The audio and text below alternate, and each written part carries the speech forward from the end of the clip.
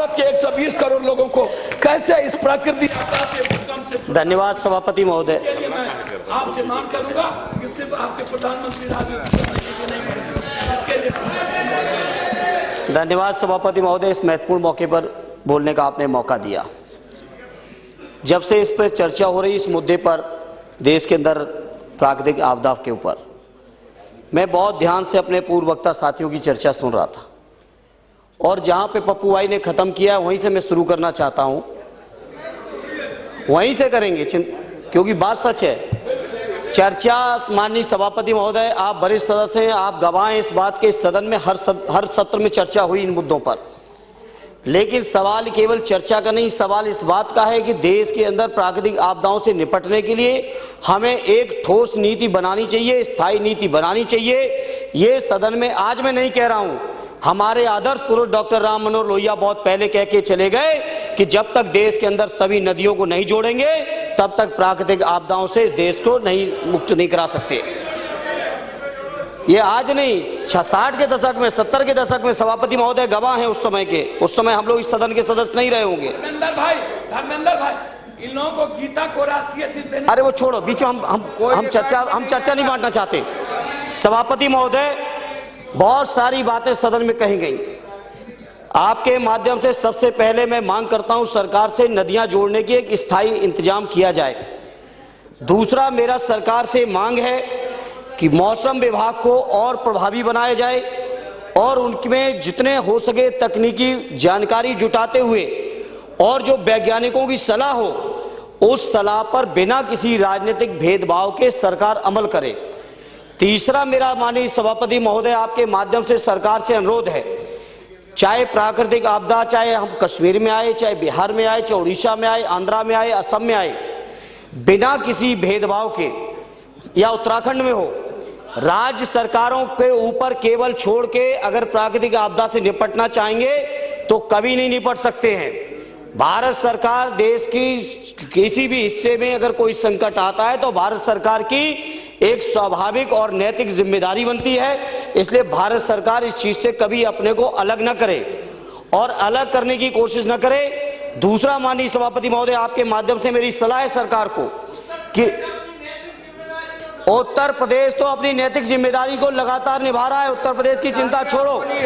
सभापति महोदय, सत्ता पक्ष के कुछ साथी चर्चा कर रहे थे किसानों की दर्द को लेकर।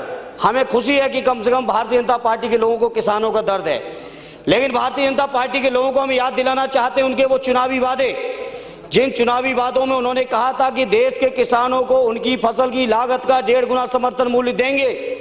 मैं पूछना चाहता हूं सत्ता पक्ष के लोगों से कि वो कब होगा। ये सवाल मैं बाद में उठा रहा हूं, सरकार के लोगों ने पहले उठाया। जहां की उत्तर प्रदेश का सवाल है, उत्तर प्रदेश के माननीय मुख्यमंत्री जी ने, चाहे सूखे का इलाका रहा हो, चाहे बाढ़ का इलाका रहा हो, हर इलाके के लिए अपने स्तर से जो राहत दे सकते थे प्रदेश सरकार के खजाने के माध्यम से उन्होंने दी है और भारत सरकार से विशेष पैकेज की मांग भी की है। जो 73 लोग आगे उत्तर प्रदेश से आए हो, अगर पैकेज नहीं पहुंचा पाए तो जनता देख रही है, 2017 में अभी उपचुनाव में भी सबक सिखा दिया है और आने वाले चुनाव में भी सबक सिखाने का काम कर देगी सभापति महोदय। इसलिए मैं आज, ये बहुत महत्वपूर्ण मुद्दा है, हम सत्ता पक्ष के लोगों से कहना चाहते हैं इस महत्वपूर्ण मुद्दे पर, संवेदनशील मुद्दे को राजनीतिक न बनाइए, और जब राजनीतिक बनाने का प्रयास करोगे तो आपके पास किसी भी सवाल का कोई जवाब नहीं है। आप बिजली के सवाल उठाते हो, कोयला आप नहीं दोगे, उत्तर प्रदेश के कोटे की बिजली आप नहीं दोगे, उसके बाद सदन में हंगामा करोगे उत्तर प्रदेश में बिजली नहीं है। देश की जनता जानती है, जहां उत्तर प्रदेश के लिए समाजवादी पार्टी को बहुमत दिया है, वहीं दिल्ली की सरकार बनाने के लिए आपको भी जनता ने बहुमत दिया है, लिहाजा जिम्मेदारी आपकी भी बनती है। इन्हें सभापति महोदय, हम बहुत ज्यादा लंबा नहीं खींचना चाहते। प्रधानमंत्री सिंचाई योजना की चर्चा सत्ता पक्ष के लोगों ने की, आप गवाह सभापति महोदय, किसानों की दर्द को आप जानते हो। देश के अंदर इतने बड़ा देश, जिस देश के 60-65% लोग और आबादी के लिहाज से तकरीबन 80 करोड़ लोग जो आज खेती किसानी पर निर्भर हैं, 1000 करोड़ के लिए किसान सिंचाई योजना बना दी और उस योजना की चर्चा कर रहे हो प्रधानमंत्री ग्रामीण योजना से।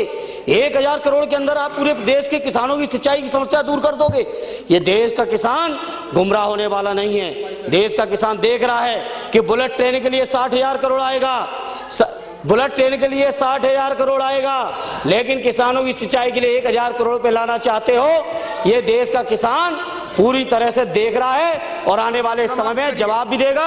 एकमात्र सभापति महोदय, आखिरी सुझाव, विनम्र सुझाव है मेरा भारत सरकार से, इस महत्वपूर्ण और संवेदनशील मुद्दे पर राजनीति करना बंद करो।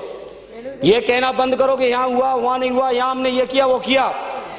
महत्वपूर्ण माननीय मंत्री जी, चाहे वो पूर्वोत्तर की समस्या हो, चाहे उड़ीसा आंध्रा से लेके समुद्र किनारे इलाके का समस्या हो, चाहे बिहार उत्तर प्रदेश जैसे राज्यों की बाढ़ की समस्या हो, चाहे कश्मीर की समस्या रही हो, चाहे उत्तराखंड की समस्या, इन सभी समस्याओं पर बिना किसी भेदभाव के पूरी गंभीरता से विचार करके जो वैज्ञानिकों की, जो शिक्षाविदों की, जो पर्यावरणविदों की राय हो, उस राय को स्वीकार करके एक सार्थक पहल करिए। उसका हम सब लोग भी समर्थन करेंगे। बहुत बहुत